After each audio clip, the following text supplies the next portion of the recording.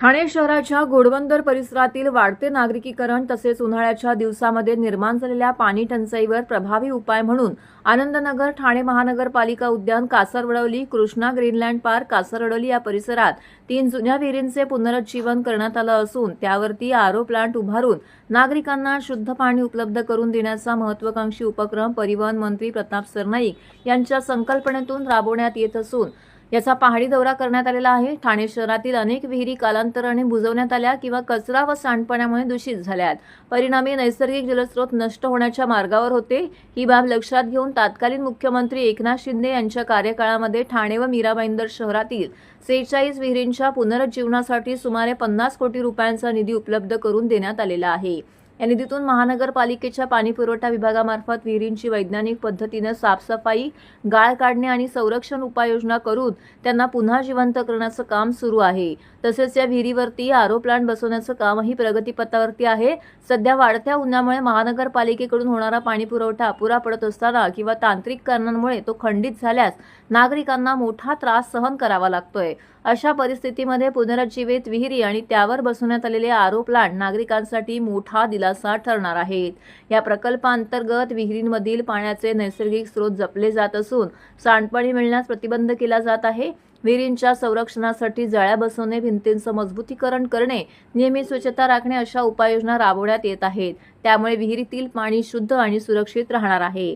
या उपक्रमामुळे एप्रिल-मे महिन्यात भासवणारी तीव्र पाणी टंचाई मोठ्या प्रमाणामध्ये कमी होण्यास मदत होणार असून नागरिकांना वर्षभर शुद्ध पाणी उपलब्ध होण्याचा मार्ग मोकळा झाला आहे, असं प्रतिपादन यावेळी मंत्री प्रताप सरनाईक यांनी केलेलं आहे।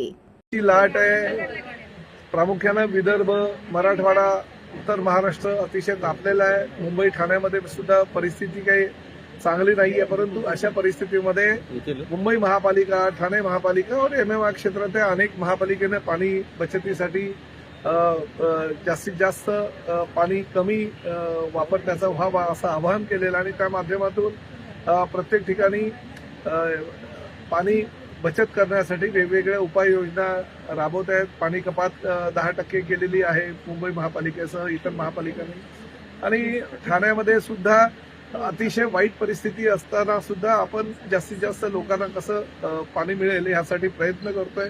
उपमुख्यमंत्री एकनाथ शिंदे साहेब यांनी अनेक प्रकल्प राबवले, त्यापैकी विहिरीचं संवर्धन, जतन करणं आणि त्या विहिरीमध्ये आरओ प्लांट लावून त्या पाणी हे सर्वसामान्य जनतेला पिण्यायोग्य कसं होईल यासाठी मला 50 कोटी रुपयाचा निधी उपलब्ध करून दिला होता आणि त्या निधीच्या माध्यमातून माझ्या मतदारसंघामध्ये आतापर्यंत 12 विहिरीचं लोकार्पण मी केलेलं आहे। अजूनही जवळजवळ 41 विहिरी ज्या भविष्यामध्ये आपल्याला आरओ प्लांट लावून सर्वसामान्य जनतेला पाणी कसं त्यातलं मिळेल यासाठी आम्ही प्रयत्न करतोय। पाणी हे मिळत असताना ह्या विहिरी ज्या होत्या त्या वाळीत टाकल्यासारख्या होत्या। ह्या विहिरीमध्ये जे पाणी होतं ते अस्वच्छ झालं होतं, त्याला आम्ही स्वच्छता केलं। त्यामध्ये गटार किंवा ड्रेनेजचं जे पाणी जात होतं ते आम्ही त्याचे जे वाट होत्या त्या बंद केल्या आणि त्यामुळे एक चांगला जलस्रोत निर्माण झाला। नैसर्गिक स्रोत आहे ते खुले केले आणि त्यामुळे हे पाणी आता सर्वसामान्य जनतेला पिण्यासाठी सुद्धा योग्य ठरणार आहे। भविष्यामध्ये आता 12 विहिरी झाल्या, परंतु पूर्ण ठाणे महापालिका क्षेत्रामध्ये असा प्रकल्प आम्ही राबवतोय जेणेकरून लोकांना जास्तीत जास्त त्याचा फायदा होईल। अरे बाबा, काही गोंधळ वगैरे नाही। आपापसामध्ये आमचे जरा एक कुटुंब आहे, एका कुटुंबामध्ये वादविवाद होत राहतात। ते छोट्या मुद्द्यांवर हे काही वादविवाद होत राहतात, परंतु आमच्या लेवलला म्हणजे मुख्यमंत्री, उपमुख्यमंत्री किंवा मंत्री स्तरावर ज्या चर्चा होतात त्या चर्चेच्या माध्यमातून आम्ही त्यावर तोडगा काढत असतो। त्यामुळे ठाणे महापालिका क्षेत्रातील सर्वसामान्य जनतेला आम्हाला जो कौल दिलेला आहे तो कौल दिले असल्याकारणाने जास्तीत जास्त सुविधा देण्याचा प्रामाणिक प्रयत्न उपमुख्यमंत्री म्हणून एकनाथ शिंदे साहेब करतायत आणि आम्ही सगळे सहकारी त्यांच्या सोबत आहोत।